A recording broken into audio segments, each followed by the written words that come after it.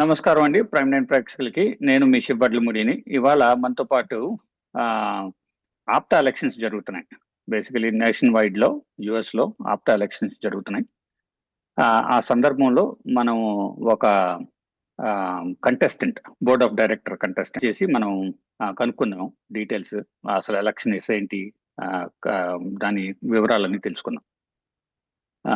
నమస్కారం అండి. లలిత్ నమస్కారం శివ గారు. వడ్లముడి గారు. టైమ్ 9 మాకు ఈ అవకాశం ఇచ్చినందుకు చాలా హ్యాపీ అండ్ చాలా thank you for the opportunity Shiva గారు. థ్యాంక్ యూ వెరీ మచ్ అండి. అయితే first of all before we get into the details, ఇప్పుడు ఆప్టా ఎలక్షన్స్ జరుగుతున్నాయి కదండి. డేట్స్ ఏదన్నారు? డిసెంబర్ 6, 7, 8 కూడా ఉంటుంది. సండే వరకు ఉంటుందండి ఇవి డేట్స్. అయితే ఏ టైం కి స్టార్ట్ అవుతుందండి? ఏ టైం కి ఈవినింగ్ కూడా ఈవినింగ్ 6 vote నుంచి చేయొచ్చు? ఈవినింగ్ 6 ఆ టైంలో నుంచి బ్యాలెట్స్ రిలీజ్ చేస్తారండి. బ్యాలెట్స్ రిలీజింగ్ అవుతున్నప్పటికి ఈమెయిల్ ద్వారా అందరికీ వస్తాయి బ్యాలెట్స్. అక్కడి నుంచి కంటిన్యూస్ రిలీజ్ అవుతూ ఉంటాయి. ఒకేసారి రిలీజ్ చేస్తారు. మీకు 3 రోజులు ఉంటుంది అవకాశాలు ఓటేసుకోవడానికి. Okay, Okay. సో మీ ఈమెయిల్స్ ఓపెన్ చేస్తే మీకు మీ ఈమెయిల్లోని మ్యారీడ్ అయితే 2 ఓట్స్ వస్తాయండి, 2 ఈమెయిల్స్ వస్తాయి. ఓకే, అదే బ్యాచులర్ అయితే ఒక ఈమెయిలే వస్తుంది. 2 ఈమెయిల్స్ వచ్చినప్పుడు మీరు ఏం చేయాలంటే ఒక్కొక్కసారి ఈమెయిల్ జంక్ ఫోల్డర్లోకి వెళ్ళొచ్చు. ఎందుకంటే అది కొంచెం వస్తున్నాయి, అది జంక్ ఫోల్డర్లో కూడా వెళ్ళొచ్చు. మీరు జంక్ ఫోల్డర్లోకి వెళ్ళి ఒకసారి చూస్తే అది ఉంటుంది. ఓకే, అయితే దీంట్లో చిన్న విశేషం ఏంటంటే, మీరు ఎప్పుడైతే రిజిస్టర్ అయినప్పుడు మీరు ఈమెయిల్ ఏదైతే ఇచ్చారో, ఒకవేళ ఈ మధ్యన కానీ మీరు ఈమెయిల్ అప్డేట్ చేసి ఉంటే ఆ ఈమెయిల్ మాత్రమే వస్తుంది. ఈమెయిల్ మీరు అప్డేట్ చేయకపోతే పాత ఈమెయిల్ ఏదైతే ఇచ్చారో ఆ ఈమెయిల్కి వెళ్తాయి. ఇప్పుడు మీరు వెళ్ళి ఈమెయిల్ కరెక్ట్ చేయండి అంటే జరిగే పని కాదు. మీరు ఈమెయిల్ సో ఇందులో ఓటు వేయడానికి అర్హులు ఎవరు? ఇందులో ఓటు వేయడానికి అర్హులు ఎవరు అంటే, మొన్న అక్టోబర్ 27 లోపల, ఈ సంవత్సరం అక్టోబర్ 27 లోపల ఎవరైతే రిజిస్టర్ అయ్యారో, అంటే రిజిస్టర్ అయితే మాత్రం రిజిస్టర్ కాదు, అంటే లైఫ్ మెంబర్షిప్ ఫీజు కట్టారు. రిజిస్టర్ అంటే లైఫ్ మెంబర్షిప్ ఫీజు కట్టడం. అది కట్టిన వాళ్ళకే అక్టోబర్ 27 లోపల ఓటుకి ఛాన్స్ ఉంది. ఆ తర్వాత రిజిస్టర్ అయిన వాళ్ళకి వచ్చినా అది వాళ్ళకి ఎవరో వ్యాలిడ్ కాదు. ఓకే, ఒకటి. ఓటింగ్ చల్లదు, అది ఓటింగ్ చల్లదు. రెండోది ఏంటంటే, స్టూడెంట్స్కి ఓట్స్ లేదు. స్టూడెంట్కి ఓట్స్ లేదు, స్టూడెంట్ మెంబర్షిప్ కి ఈమెయిల్ అలదు. ఇంకా జాగ్రత్తలు తీసుకోవాల్సినవి ఏమైనా ఉన్నాయా ఓటు చేసేటప్పుడు? ఓటు చేసినప్పుడు జాగ్రత్తలు అన్నది, మీరు గ్రూప్గా కూర్చుని కానీ ఒకే ఇంట్లో నుంచి 2 తర్వాత 4 నుంచి 5 వరకు ఏదో లిమిట్ ఉంది, వెళ్తే మాత్రం ఆ ఓట్లన్నీ కూడా రిజెక్ట్ అయిపోతాయి. ఓకే, వాళ్ళు మాత్రం వేసుకోవాలి. ఆటోమేటిక్గా system IP address, mac address mac చేస్తుంది, మ్యాక్ ఐడి. అదే ఐపీ అడ్రస్ నుంచి 4 మ్యాక్ ఐడీలు వస్తే సిస్టమ్ ఆటోమేటిక్గా అది హోల్డ్లో పెట్టేస్తుంది, ఇన్వాలిడ్ చేసేస్తుంది. కాబట్టి మీరు ఓట్ చేసినప్పుడు జాగ్రత్తగా మీరు మీ ఇంట్లో మాత్రమే, మీ ఇంట్లో నుంచి, మీ డివైస్ నుంచి మీరు ఓట్ వేయండి. పర్లేదు, సేమ్ ఇంట్లో వేరే డివైస్ అయినా పర్వాలేదు అంటున్నారా మీరు? సేమ్ ఇంట్లో వేరే డివైస్ అయినా పర్లేదు. ఎస్, ఒక్కొక్కసారి ఇంటర్నెట్ ప్రొవైడర్ ఎలా ఐపీ అడ్రస్ అలొకేట్ చేస్తారనేది మనకు తెలియదు, రైట్? డెఫినెట్గా ఎలక్షన్ సాఫ్ట్వేర్ ఏంటంటే మ్యాక్ అడ్రస్ వస్తుంది. ఇప్పుడు మీ ఇంట్లో 4 వచ్చారనుకోండి, మీ కంప్యూటర్ నుంచి 4 ఓట్లు వేసారనుకోండి, 4 మ్యాక్ అడ్రస్ ఎప్పుడైతే 4 చూస్తుందో, 4 సార్లు చూస్తుందో, అది ఆటోమేటిక్గా ఇన్వాలిడ్ చేసేస్తుంది. ఇంత పగడ్బందీగా చేయడానికి కారణం ఏంటి? ఇంత పగడ్బందీగా చేయడానికి కారణం ఏంటి? అంటే ఆ సాఫ్ట్వేర్ అలాంటిది. ఇప్పుడు ఏంటంటే జనాలు ఇప్పుడు డిజిటల్ ఓటింగ్ కాబట్టి డిజిటల్గా సైబర్ సెక్యూరిటీగా ఎన్ని జాగ్రత్తలు అయితే సాఫ్ట్వేర్ తీసుకోగలదో తీసుకుంటుంది, రైట్? ఆ మాత్రం జాగ్రత్త లేకపోతే మీకు తెలిసిందే కదా ఎలా ఉంటుందో. ఆ, జనాలు ఒకే ఇంట్లో ఓ అదే. 50 మంది కూర్చుని ఓటింగ్ వేసే పరిస్థితి కూడా ఒక్కొక్కసారి చూస్తాం మనం. కాబట్టి ఏం ఓకే. చేస్తుందంటే ఈ సాఫ్ట్వేర్ బ్యాక్గ్రౌండ్లో ఆ సాఫ్ట్వేర్ని సెక్యూరిటీ వైజ్ అలా నియమించారు వాళ్ళు. So that okay. ఫ్రాడ్ జరగకుండా ఉంటుంది. ప్లస్ ఓటు వేసినప్పుడు ఇండివిజువల్ ఒపీనియన్తో ఓటేస్తారు, కానీ పక్కోడు ఎవరికి వేసాడో నేను వాళ్ళకి వేస్తానన్న ఒక ఆలోచన తుడిచివేయడానికి ఇలాంటి జాగ్రత్తలు తీసుకోవడం జరిగింది. ఓకే. ఓకే. అయితే ఇది మీరు అరౌండ్ ఓటింగ్ చెప్పారు కదా, ఓటు Hmm. ఎలాగేయాలి, ఎవరు అర్హులు, ఏంటి అనేది మీరు చెప్పారు కదా. నెక్స్ట్ స్టెప్కి వెళ్తే మీరు జనరల్ సెక్రటరీగా కూడా ఇదివరకు ఒక 2 సంవత్సరాలు చేశారు. అవును. ఇప్పుడు ఈ సంవత్సరం కూడా మీరు ఒక ప్రధాన contestant గా ఉన్నారు. అంటే బోర్డ్ ఆఫ్ అవును. Director, one of the board of directors కి మీరు కూడా contestant గా ఉన్నారు. అవును. అసలు మా ప్రేక్షకులకి, లేకపోతే మీ ఆప్తులకి, అసలు ఈ ఓటింగ్ సిస్టమ్ మధ్యలో తీసేశారు, మళ్ళీ ఇప్పుడు పెట్టారు. దానికి రీజన్ ఏమై ఉంటుంది, ఏంటి? మా వాళ్ళకి ఏదైనా కొద్ది క్లారిఫికేషన్ ఇస్తారా? ఎస్. అయితే గత 2 సంవత్సరాలులోని అనానిమస్గా జరగడం కారణం ఏంటంటే కంటెస్టెంట్స్ రాజీ పడి ఒక సంవత్సరం ఒకరు ఉంటారు, ఇంకో సంవత్సరం ఇంకోళ్ళు ఉంటారన్న ఒక రాజీ పడ్డారు కాబట్టి అలాగా వితౌట్ ఓటింగ్ ఎనానమస్గా ఎలక్ట్ చేయడం జరిగింది. మంచిది, అది 2 సంవత్సరాలు చేశారు. ఒక సంవత్సరం ఒక ప్రెసిడెంట్ ఉన్నాడు, ఒక సంవత్సరం ఒక ప్రెసిడెంట్ ఉన్నారు, అలాగా టీం డివైడ్ అయ్యింది. సో ఈ సంవత్సరం ఏమైందంటే ప్రెసిడెంట్స్ ఎవరి కాళ్ళు మేము ఒక సంవత్సరం తీసుకోము, మేము మొత్తం 2 సంవత్సరాలు చేస్తాము అని పట్టుబట్టారు. మరి ఒక పొజిషన్కి ఇద్దరు వచ్చినప్పుడు మీరు ఓటింగ్కి వెళ్ళాలి కదా. అప్పటికి కొన్ని పొజిషన్స్ ఈ సంవత్సరం ఎనానమస్గానే అయినాయి, రైట్? అలాగే బోర్డు కూడా 10 మంది బదులు 14 మంది వచ్చాం. సో ఓటుకి వెళ్ళాల్సిందే, రైట్? లాస్ట్ ఇయర్ బోర్డును కూడా అలా డివైడ్ చేశారు, మేనేజ్ చేయగలిగారు, కానీ ఈ సంవత్సరం అలా అవ్వలేదు. సో అంటే ఆప్తా ఒక మేనేజ్మెంట్ యాజమాన్యం ఎప్పుడూ కూడా అనానమస్గా పెడదాం, చేద్దాం, ఎలక్షన్స్ లేకుండా, గొడవ లేకుండా, ఈ ఎలక్షన్స్ బాధ లేకుండా కలిసిమెలిసి ఇవన్నీ అన్ని చేద్దాం అని ప్రయత్నిస్తుంది. కాకపోతే ఏంటంటే మరి ఆశ చెందిన వాళ్ళు, పోటీ చేయాలన్న వాళ్ళు, లీడర్షిప్లోకి రావాలన్న వాళ్ళు, కమ్యూనిటీకి ఏదో చేద్దాం అన్న ఒక ఉత్సాహంతో వచ్చిన వాళ్ళు ఉంటారు కదా. మరి వాళ్ళని కాదనలేరు కాబట్టి ఆ డిసిజన్ ఏదో ప్రజలకి ఇద్దాము అని ఓటింగ్ సిస్టమ్కి వచ్చేస్తుంది. సో ఈ సంవత్సరం అలా జరిగింది కాబట్టి మనం ఇప్పుడు ఎలక్షన్లో ఉన్నాం.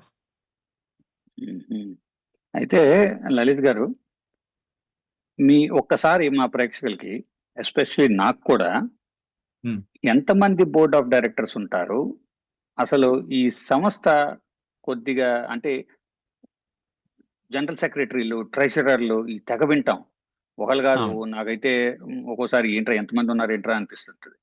సో ఒకసారి మా ప్రజలకి help them understand the organisation structure if you can. Sure.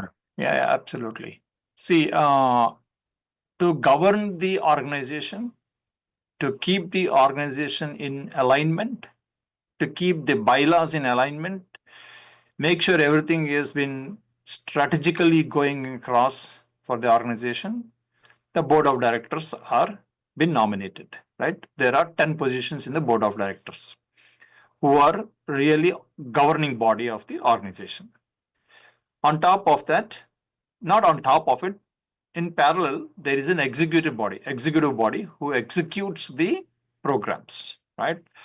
Where you have presidents, vice presidents, treasurer, joint treasurer, secretary, joint secretary, right? These are the 3 wings that you have that is executing the program. Now, why do you have president and vice president, treasurer and joint treasurer? Because of our spread in United States, right? So we have east, west, right?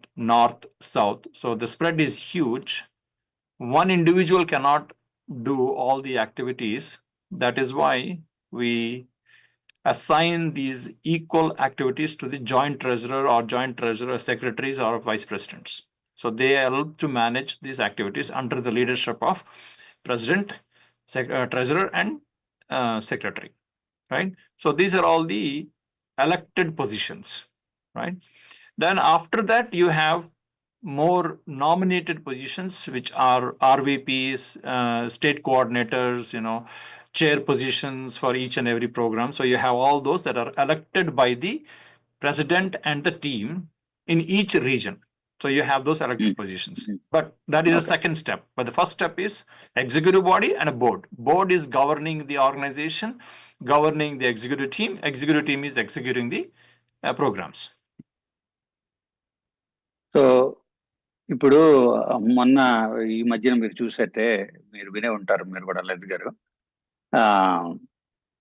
తానా ఉంది కదా, Mhm. తానాలో ఎన్నో వేల డాలర్లు, ఎన్నో కోట్ల రూపాయలు అవకతవకలు జరిగాయి, Mhm. రైట్? వాళ్ళకు కూడా నాకు తెలిసి ఇలాంటి స్ట్రక్చరే ఉండుంటది, ఉంది. ఎస్, ఉంది. రైట్? అంత స్ట్రక్చర్ ఉన్నా కూడా అవకతవక జరిగింది కదా, దాని నుంచి ఆప్టా ఏమైనా నేర్చుకుంటుందా?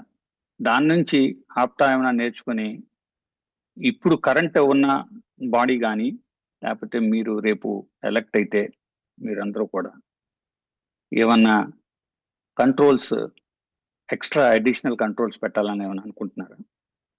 రైట్. ఆప్తాలో అవకతవకలు జరగబోవు. ఎందువల్లంటే ప్రతి amount there is a slab ఉంది. అన్ని అమౌంట్లకి స్లాబ్స్ ఉన్నాయి, రైట్? సో ఒక ప్రాసెస్ ఉంది. ప్రెసిడెంట్ వెళ్ళిపోయి ఇష్టం వచ్చినట్టుగా సంతకాలు పెట్టేసి ట్రెజరీ వెళ్ళి సంతకాలు పెట్టేసడానికి కుదరదు, నంబర్ 1. నంబర్ 2, ఏది ఖర్చు పెట్టాలన్నా ఏది చేయాలన్నా గవర్నింగ్ బాడీ ఉంది కదా, బోర్డు వెరిఫై చేస్తుంది. బోర్డు వెరిఫై చేసి అప్రూవ్ చేసిన తర్వాతే మీరు ఏ చెక్ అయినా ఇష్యూ చేస్తారు, నంబర్ 1, రైట్? ఎన్ని చెక్లు ఇష్యూ చేసినా, ఎన్ని ఖర్చులు పెట్టినా దాని తాలూకా క్లియర్గా బిల్స్ ఇవ్వాలి. ఒక్కొక్కసారి ఆప్తా డబ్బులు పెట్టదు. ఒక ప్రోగ్రామ్ చేస్తుంటే ఆప్తా డబ్బులు పెట్టదు.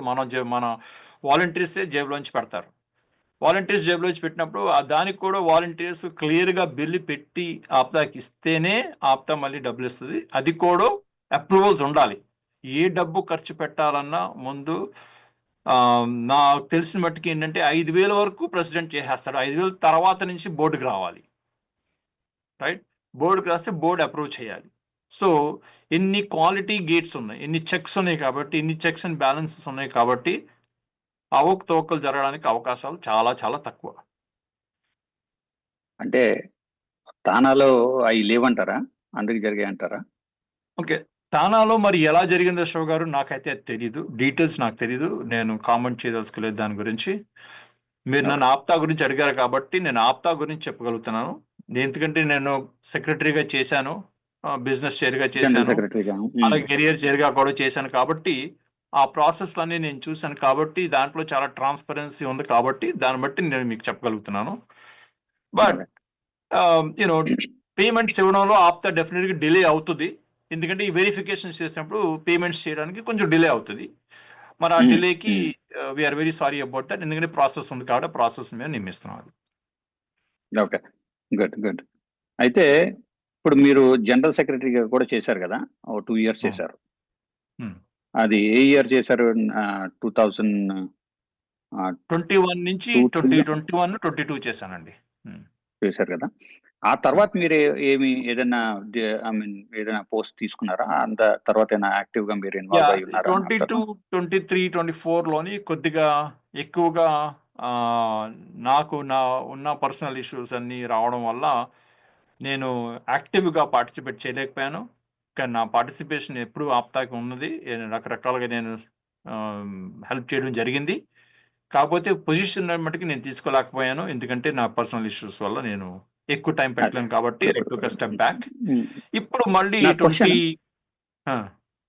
సారీ నా 25 క్వశ్చన్ 25 ఏంటంటే 26 అంటే 2 సంవత్సరాలు నేను పార్టిసిపేట్ చేద్దామని వచ్చానండి. చెప్పండి. సారీ మళ్ళీ చెప్పండి, వినపడలేదు నాకు, మళ్ళీ చెప్పండి. 25, 26లో కొంచెం టైం ఉంది. వాలంటీరింగ్ చేద్దాం అన్న ఉద్దేశంతోటి ఈసారి బోర్డ్ ఆఫ్ డైరెక్టర్‌గా నేను కాంటెస్ట్ చేయడం జరిగింది. ఈ కాంటెస్ట్ గెలిస్తే మాత్రం డెఫినిట్‌గా నా టైము ఆప్తాకి వాలంటరీగా ఉన్నప్పుడు వాలంటరీ టైం అంతా కూడా ఆప్తాకే నేను కేటాయిస్తాను. మన కమ్యూనిటీకి, మన ఆప్తులకి కేటాయిస్తాను. యాక్చువల్లీ నా క్వశ్చన్, సో మీరు జనరల్ సెక్రటరీగా చేశారు, ఆ తర్వాత 1 ఇయర్ గ్యాప్ వచ్చింది, 1 ఇయర్ 1.5 ఇయర్స్ గ్యాప్ వచ్చింది కదా. ఆ. సో మీరు చేసినప్పటికీను తర్వాత ఆప్తాలో జరుగుతున్న సన్నివేశాలకి మీరు అబ్జర్వ్ చేసిన మంచి కానీ లేకపోతే ఇంకా బెటర్గా చేయొచ్చు అని కానీ మీకు ఏమైనా అనిపించాయి అలాగా? డెఫినెట్‌గా ఒక్కొక్క గైడ్ లైన్స్ సెట్ చేసినప్పుడు when you set the stage and when you set the expectations, when I was secretary, I set up some expectations in terms of the communications or digital asset maintenance or trying to provide the transparency to the people, right?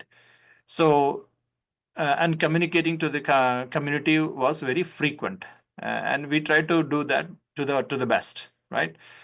So the same standards were maintained, and actually it is exceeded last 2 years, right? So every time we observe, there is a lot of huge improvement that is happening within APTA in terms of the communications or in terms of the providing quality of services or any kind of responses or networking that has gone above and beyond. If you look at the business forum has gone from, it's day and night difference right now. It has picked up its pace. So you can see the networking in APTA has increased, the quality of the programs have increased, and it is continuing to increase and grow. Okay, perfect. So last, before we end up, మీరు rest of the ఆప్తులకి ఏమైనా సందేశం ఇవ్వాలనుకుంటున్నారా ఈ elections పరంగా, ఈ ఎలక్షన్స్కి or in general? Before we go there, one another question I had and my mind was, మీరు చూస్తాం ఇప్పుడు ఆప్టా లీడర్షిప్లో కానివ్వండి, యాక్టివ్ మెంబర్షిప్లో కానివ్వండి, ఎందులో అన్నా కానివ్వండి, నేను అబ్జర్వ్ చేసింది ఏంటంటే జెన్జీ ఈజ్ మిస్సింగ్. అది ఏమన్నా మీరు ఇంక్లూడ్ చేసుకునే ఉద్దేశాలు మీకు ఏమైనా ఉన్నాయా? Very good question, Shawgaru. This is a big gap that we recognize, and definitely one of the reason that I am also trying to do this is involve the Gen Z into the community, right? What is happening is Gen Z is taking their own paths, they have college and they don't have any connect with APTA, right? We're all, if you look at my age, I have kids, 2 of them, who doesn't know much about, they know about APTA, but what kind of activities, how they can participate, it's missing, right? So like that, a lot of parents, a lot of kids, Gen Z people are missing here. So in the next couple years, if I'm getting elected, I'm trying to see what and how we can motivate the Gen Z to participate in APTA platform, because those are the next generations that has to take up this platform and take it forward. And that Gen Z has a lot of potential. Definitely, there's a lot of potential in them. They know our language very well. They know our culture. And on top of it, they also know the culture here. So that is a right mix for APTA to bring this to really take it to the next level within the APTA, bringing the Gen Z population. And which is what my trial is in next, which is what I said that I will set up innovation lab in Detroit, since I have a connects there. So I'm going to set up an innovation lab on behalf of APTA and help our kids to participate in those innovation labs. అయితే ఇంకొక last question అండి before we close this. Women empowerment, women leadership నాకు తెలిసి బాగానే కొద్దిగా ఇదివరకటి కన్నా కొద్ది కొద్దిగా వెళ్తుంది, బట్ నాట్ ఇనఫ్ స్పీడ్, అంత యాక్సిలరేటెడ్గా లేదు. ఉమెన్ లీడర్షిప్ మీద మీ అభిప్రాయం ఏంటి? Yeah, I think women leadership is doing pretty good. They are coming. APTA always welcomed women, and right now you can see one of the president contestant is women, right? Which we should all appreciate and we should all support that. And definitely, as we are as we give more and more chances to women to win, right? Then you're motivating the rest of the women's, right? If you don't support women, you only give you're not opening the doors for them, certainly they'll take a step back, right? So especially in our community, we need to build the morals of the women, and there are a lot of good entrepreneurs that they are really leading the organizations, right? There are women in organizations that are high positions, senior leaderships, right? Like that, even women in home, they do a lot of work, right? They are much more capable to lead an organization, and especially APTA, right? They will be able to give a complete new dimension to APTA if we allow women to grow and be into important seats or you must be positions. Wondering why నేను ఎందుకు నవ్వుతున్నానో మీకు ఆశ్చర్య కలిగించవచ్చు. నేను ఎందుకు నవ్వుతున్నానంటే, మనం women అనగానే, women president అనగానే నాకు ప్రస్తుత జరిగిన president elections, American president elections గుర్తొచ్చాయి నాకు. ఉమెన్ కూడా కంటెస్టెంట్ గా ఉండింది కదా, గెలవలేదు Yeah. కదా, ఒకవేళ అలాగేమైనా చేస్తారా మనోళ్ళు అని చెప్పేసి అది ఆలోచించి నాకు చిన్న నవ్వు వచ్చింది అంతే. Yeah, we hopefully hope for that the, doesn't let's hope happen for the here. best. Yeah, let's hope for the best. Sorry అండి. Yes. ఏమన్నారు? I said let's hope for the best Yeah. and see if she makes a Yeah. difference. మా prime 9 తరపు నుంచి కూడా మేము women ఇంకా బయటికి రావాలి, మీ యొక్క ఇప్పుడు జరుగుతున్న ఈ ఎలక్షన్స్ లో ఉమెన్ కూడా గెలవాలి అనేది మా గట్టి సంకల్పం కూడా. దానికి మేము ఏమైనా సాయం చేయగలిగితే మేము డెఫినెట్గా చేస్తాం. ఇంతటితోటి thank you very much Lalit Vadlamudi garu for coming on to prime 9. Prime 9 యాజమాన్యం నుంచి కూడా మీకు ధన్యవాదాలు. Thank you very much, Shiv Garu, and thank you for Prime 9 management team. Prime 9, thank you very much, guys.